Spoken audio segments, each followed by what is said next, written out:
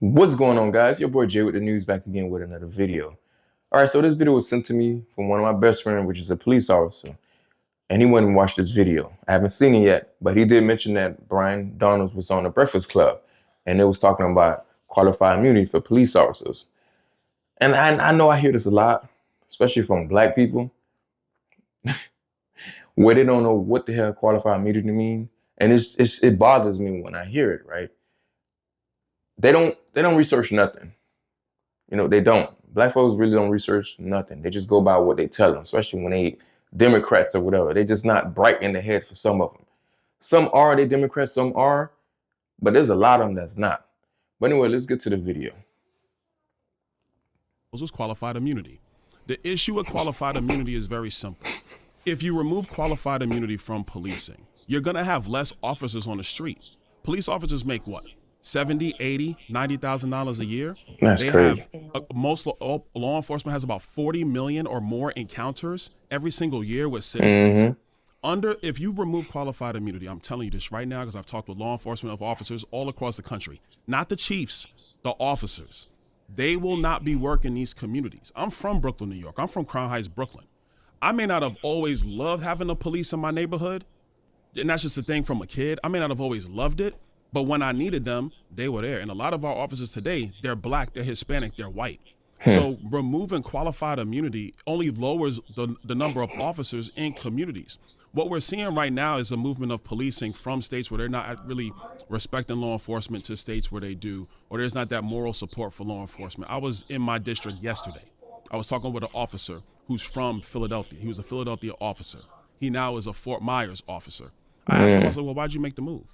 He goes, because up there was no support for me as an officer for what I love to do, which is serve my community. So I said, enough is enough. I'm gonna move. He went to Florida. My sheriff in Florida, he's like, I have more applications coming from officers who are in states or in localities where they're not getting the moral support or whatever they need to continue to do their job day in, day out. And so they're leaving. Well, who does that hurt? That hurts.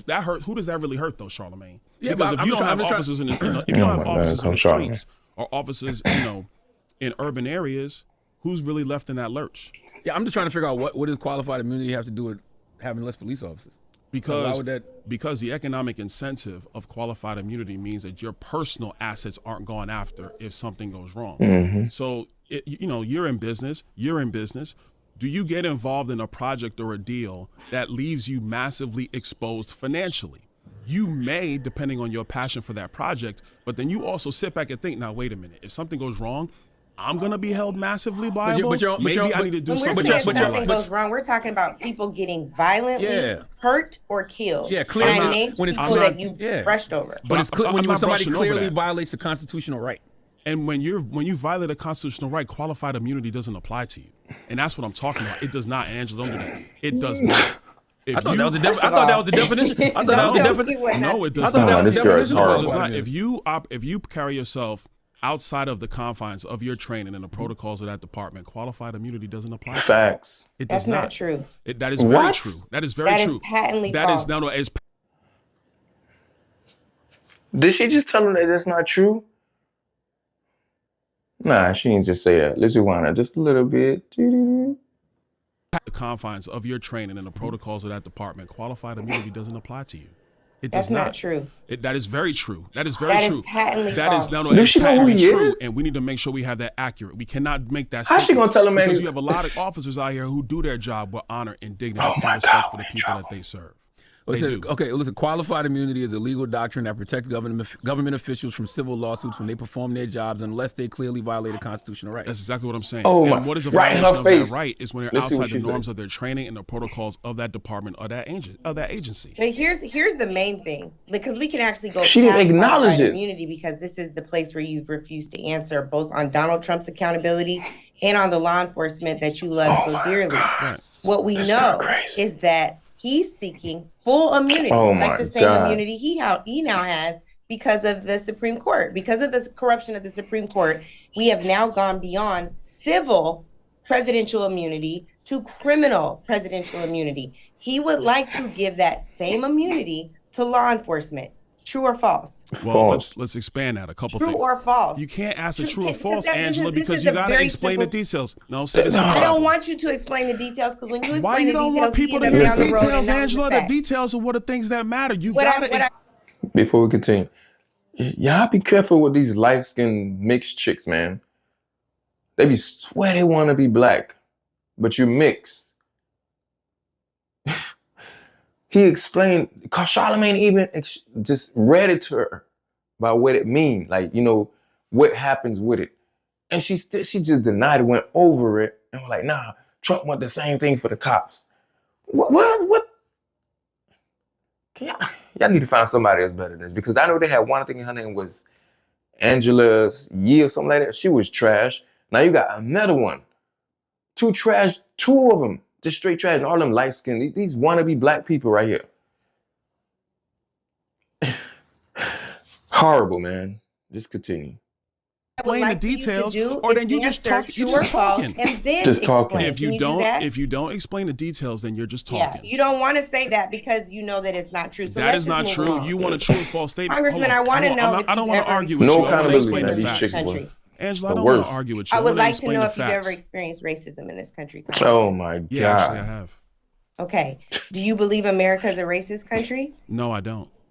Okay, I believe that that's true she because you confused. said in an op-ed on Fox News, as a black conservative, I, like Senator Scott, agree in our two lives and the lives of many black men and women like us are living proof that America is indeed no longer a racist nation and by far the best place to reach your fullest potential. And so here's my question. You did, however, vote to support the Emmett Till Anti-Lynching Act, along with every member of the House except for 3 Republicans. So I appreciate your bipartisanship there. And what I do know as well, because America is in fact a racist country, was founded on such principles.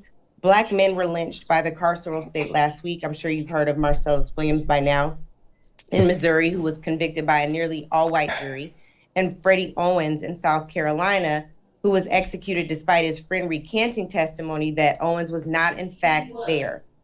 This is the same state, by the way, that allowed for a firing squad as an execution option. Black people are about 7.5 times more likely to be wrongfully convicted of murder in the United States than are white folks, and about 80% more likely to be innocent than others convicted of murder, according to a 2022 report by the National Registry of Exonerations.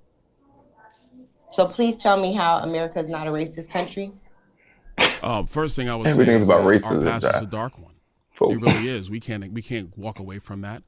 We had Right, laws that exactly. were subjugating black people in the South of this nation for decades after the Civil War. We can't walk away from that one. I believe that in America we have great people in this country, and we have some people, quite frankly, that even I can't stand.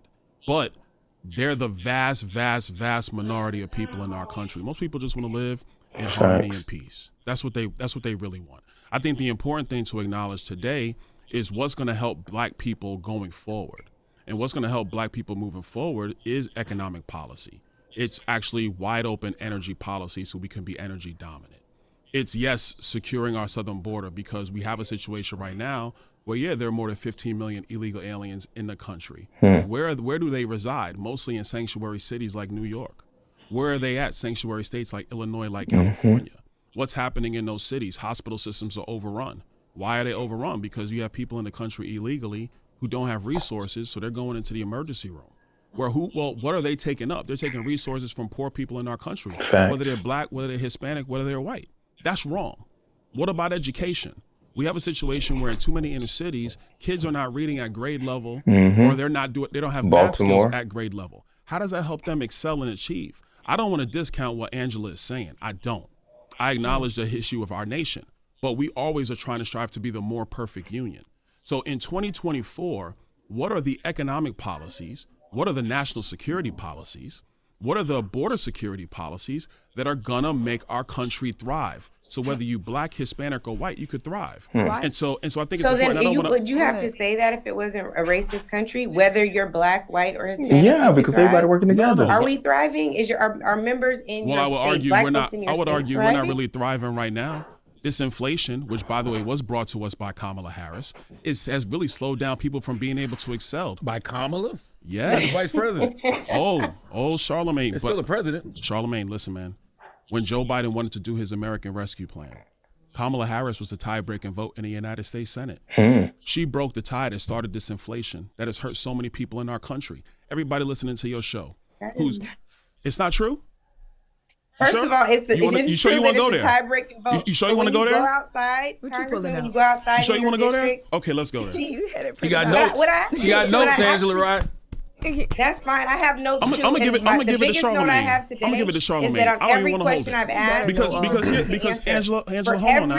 Go ahead. For every infrastructure project in your community, You can go to you third should go page, out just and the highlighted thank portion. Joe Biden and Kamala Harris and the Congress that voted for the American Rescue Plan. Angela, That's what should be happening. Larry Summers wrote an op-ed back in 2021. Larry Summers was the Treasury Secretary for Bill Clinton. He was an economic advisor to Barack Obama.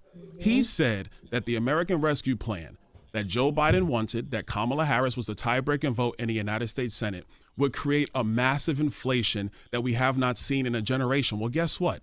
Larry Summers was correct. You know who also was correct, Angela? I was, because I was in the budget committee when they brought the bill. Wow. And I said in that committee, it's going to cause massive inflation. That's what happened. So the problem we have in our economy today is that prices have gone up massively. Wages adjusted for inflation is down. People's pocketbooks are hurting. But we have a presidential election in 40 days. So, and I'm gonna ask Envy this question. Envy, you're in the housing business as well. I know because I watch. I listen to the show. No, I'm just asking you talk too much. Angela. So I listen to the show. I know you do a lot of business in housing. Talk too much, man. Would you hire somebody that broke up stuff in one of your houses to fix the other houses? No. Exactly. She broke the economy. I'm not going to do this morning, Byron. Why are you not going to do this, Angela? Because I'm bringing facts. Hold on now. So now I'm bringing facts. And you don't want to do it no more? Come on now, Angela. That's not right. I'm bringing facts. I thought we were going to have a fact-based conversation. I want to have a fact-based conversation. Oh, I guess that's it. So that's all he sent me. I guess I got to watch the full episode. Here you go. You can't argue with stupid. Arguing with somebody that's stupid, you're both gonna feel stupid. It's just gonna be going around in circles.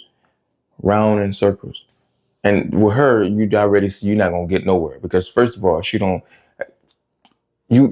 Charlemagne read it and she's still saying it's a lie. It's not real. What else do you want? And she told him that he's a liar in his face. Like she don't know who he is. Sometimes you can go on these shows, man. They try to make a fool out of you. But lucky people like us that watch the show or at least get some, clips of it, we could determine who was wrong and who was right. And right now, the way she's acting like a woman, just be whining too damn much, fussing. They just want to argue. It's sad, man. When it comes to the dudes, man, they be quick to jump on our backs. Quick. You lying? It doesn't matter. Horrible, man. This is bad. That is bad, man. And I don't know who hiring these people. And she talking about racism and all this stuff. But this woman has got money and she's on this big old podcast show. She got money. Well, I tell you, man, we in big trouble, man. Them two get in office, man. Because the way things looking right now, it's not looking good. I don't understand it. Listen, y'all see how grocery is right now, how expensive it is. $50 back in the days, boy, you could get like at least 40 items. Now, man, you'd be lucky to get 10 items, 6 items, or whatever. You got groceries sky high. People can't find no jobs. Restaurants is sky high. You got the dock now that's going, the dock port right now, they're on strike. They want more money. I don't know where this money gonna come from, but it's crazy, man. It's crazy. So much, there's just so much. And all they worrying about is nonsense. They're not talking about really policies or anything, man.